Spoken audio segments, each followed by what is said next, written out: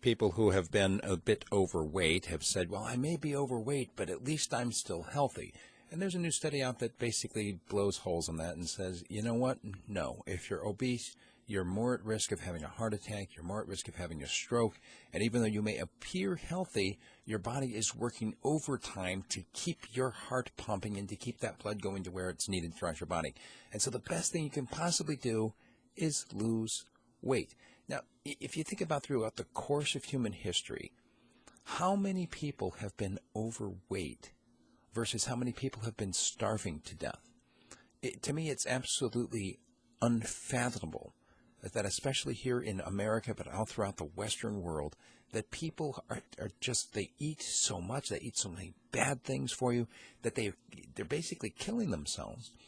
And folks point their fingers very quickly at people who drink too much or who smoke or who use drugs and say, oh, you're killing yourself. And yet many of those people who are pointing the fingers are also eating too much themselves. I mean, look, all things in moderation, right? Didn't Aristotle say that? This is one of those places in life where you have to say, look, what's more important here?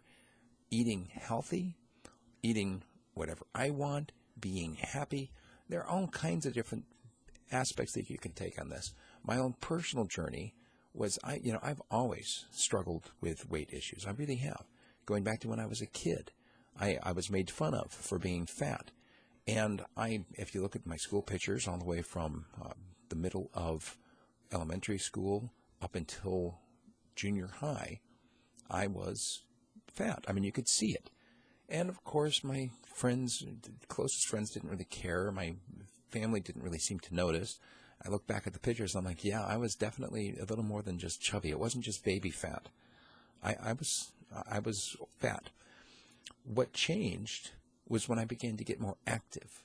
Riding my bike to school, doing junior high, made me drop an awful lot of the weight. A lot of my friends from high school didn't ever see how fat I was as a kid. When I got to college, I got less active again, and I got pretty big. So that by the time I went to join the Army, I had to lose 20 pounds just to be able to get in the door. Well, I did it, and then once I was there, they did the rest and got me down to a very lean, I think 187 when I left basic training. And the entire time I was in the Army, 5 years, I was constantly in the Fat Boy program, where I weighed more than their scales, their charts said I should weigh for my height. You know, when they did the tape, then tape, how big you are in the neck and how big you are in the chest and the waist, I managed to pass tape, but I was constantly in that state of vigilance against being overweight. When I got out of the Army, my inner fat man came out. And at one point, 2006, I believe, I weighed a little over 250 pounds, which for a guy who's 5'10" is not a good weight to be. I was definitely fat. I wore a 44-inch pant. I knew I had to do something about it. And so I went down to the local GNC and I looked at their weight loss pills. Right there on the bottle, it said very clearly, plus diet and exercise. Look, I know I need to diet and exercise. I just don't want to. I want to just take a pill. Well, I decided at that point that I was going to work on it on my own. And with my wife's help, she helped me do an incentive program. I began to run every day. And at first it was just a mile. And I'm like, look, I can make it a mile. It may take me 15 or 20 minutes, but I'm going to do it. And so I did a mile every single day. And after a while, that mile didn't seem long enough. So I would go 2 miles, 3 miles. And that was summer of 2006.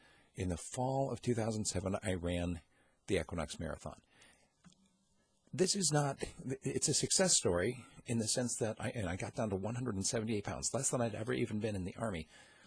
The important part of this is that part of what helped me lose the weight wasn't just the running. It was that I stopped eating candy bars all the time.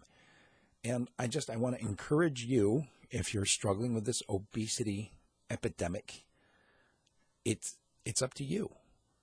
Any other motivation from outside will fail at some point. It has to be your own decision to eat better and to get the exercise. And no weight loss pills and nobody forcing you from the outside is going to change the fact that you need to decide to do it for yourself. That's my commentary for today. I'd love to engage you on the topic. Send me an email, steve@radiofreespeech.com. Thanks.